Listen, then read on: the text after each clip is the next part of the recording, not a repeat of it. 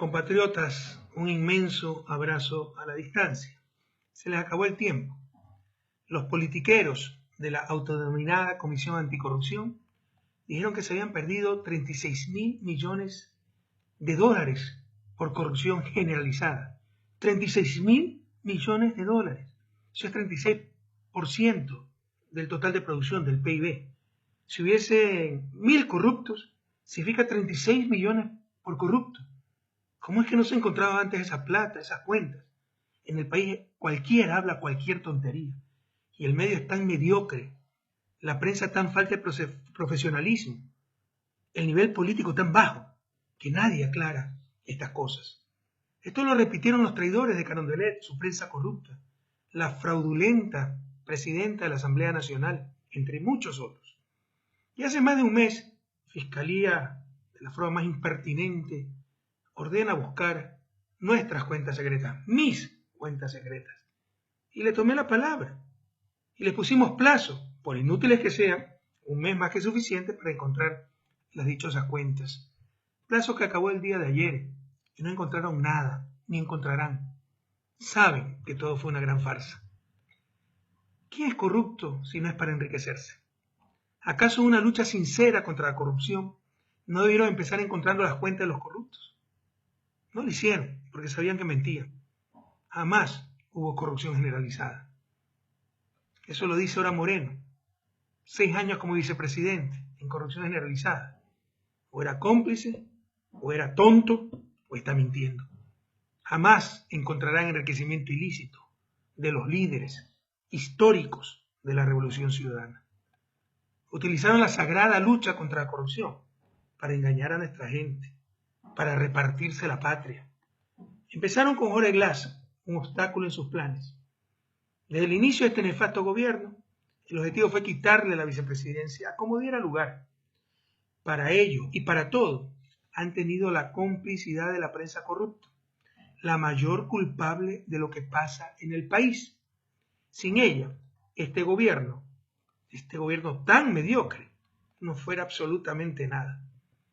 El caso de Brecht es una verdadera vergüenza para un Estado de Derecho. Jorge Glass, un hombre inocente, al que no le han encontrado 20 centavos mal habidos, se encuentra preso. Y los corruptos confesos de Odebrecht, corruptos y corruptores, ni siquiera fueron acusados, no fueron acusados, compatriotas, por el Estado ecuatoriano, por sus autoridades, por sus representantes, no fueron acusados. Pueden venir a tomar el sol a las playas del Ecuador, no pasa absolutamente nada. Están en la total impunidad. Y esto también implica que jamás podremos cobrarle a esta empresa ni a esos funcionarios el dinero que robaron al pueblo ecuatoriano. Esto obedece a un claro pacto con Odebrecht, ya denunciado por José Serrano, expresidente de la Asamblea Nacional y ex aliado del régimen, que sabía lo que sucedía. Pacto que nadie investigaba. Ahí están los verdaderos corruptos. En 10 años de Revolución Ciudadana, tuvimos más de 100 personas con rango de ministro. ¿Cuántas de ellas traicionaron a su patria, cayendo en la tentación de la corrupción? Menos de los dedos de una mano. ¿Cuántos fueron altos dirigentes de la Revolución Ciudadana? Ninguno. Ninguno. Carlos Polit, ex contralor prófugo de la justicia por el caso de Brecht, ya era contralor cuando empezó el gobierno de la Revolución Ciudadana, elegido por el Congreso de la Partidocracia. Yo no lo conocía. Ganó los respectivos concursos y permaneció en el cargo. Pertenecía a Sociedad Patriótica y era y es muy amigo de Jaime Nebot. Pero si Polit es corrupto, ¿cómo entender que su mano derecha, Pablo Celi, sea quien ilegalmente lo reemplace? Es imposible que Celi no haya conocido las fechorías que se daban en Contraloría. De hecho, fue Celi el que firmó la mayoría de informes favorables de Odebrecht. Ahí está nuevamente la verdadera corrupción. Se mantiene a Celi para que tan solo sirva de inescrupuloso instrumento de persecución contra la Revolución Ciudadana. Mi equipo de gobierno, mis compañeros de lucha, que no se vendieron ni traicionaron, tienen cerca de 300 auditorías, muchas de ellas con falsos indicios de responsabilidad penal, por lo que incluso han tenido que vender sus bienes para poder contratar abogados para su defensa. Ramiro González, ladrón del IES, ¿acaso no fue alto dirigente de Izquierda Democrática? ¿Acaso no fue 2 veces prefecto de Pichincha? ¿Acaso no fue Binomio y León Roldoso en las elecciones presidenciales del 2006? Todos ellos son también corruptos. Abunda la hipocresía. Si no hubiéramos descubierto sus fechorías, González aún sería el engreído de los medios de la oposición por su traición a la Revolución Ciudadana. ¿Lo recuerdan? Fue la investigación que abrió el SRI durante mi gobierno la que descubrió el enriquecimiento ilícito de este sinvergüenza. Y nadie habla, por ejemplo, de Carlos Pareja Cordero, cabecilla comprobado de la red de corrupción de la refinería de Esmeralda, el que lavaba el dinero de Estados Unidos, ya que es alto dirigente social cristiano y muy cercano a Jaime Nebot. Les aseguro que pronto lo dejarán en impunidad. Esa es la corrupción social cristiana. La plata ni siquiera entra al país. A Carlos Pareja Llanuselli, el famoso Capaya, quien fuera pocos meses ministro de mi gobierno, lo conocí recién en el 2005. En mi calidad de ministro de Finanzas era también presidente del directorio de Petroecuador en el 2005. Y lo propusieron como gerente de los mismos movimientos sociales. ¿Son todos ellos entonces corruptos? No, compañeros. Los deshonestos o aquellos a los que se le dañó el corazón en el camino no tienen un rótulo que diga corrupto. Y un gobierno honesto no es el que no tiene caso de corrupción. Eso es imposible, es demagogia. No es posible no tener caso de corrupción en 10 años. Un gobierno honesto es el que no tolera la corrupción y jamás la toleramos. Pero con el discurso anticorrupción nos engañaron para hacernos aprobar una consulta inconstitucional. Es así con fines corruptos, que tenía dos objetivos fundamentalmente. Primero, inhabilitarme para una nueva candidatura presidencial. Y así, en función del pacto corrupto de Moreno con los socialcristianos, abrir el camino a la presidencia de Jaime Nebot Sade. Sabían que jamás hubiese permitido que Nebot y las mafias socialcristianas llegaran nuevamente a la presidencia y que de ser candidato los derrotaría, incluso en el mismo Guayaquil. El segundo objetivo de esa consulta mafiosa, repartirse el Estado, como en el viejo país, cual botín entre piratas, las cortes, consejos de la judicatura, consejo electoral, consejo de participación, todo vuelve a ser de lo peor de la partidocracia. La desinstitucionalización es vergonzosa, todo es transitorio, todo es temporal y todo es ilegal e inconstitucional. Ecuador sufre un verdadero golpe de Estado. Juegan con la memoria de los jóvenes y los sepultureros del país pretenden ser los resucitadores. Julio César Trujillo, político de trayectoria menos que mediocre, octavo entre 9 en las elecciones presidenciales de 1984. Sí, hace 34 años, cuando la mayoría de ustedes ni siquiera nacía, queridos jóvenes.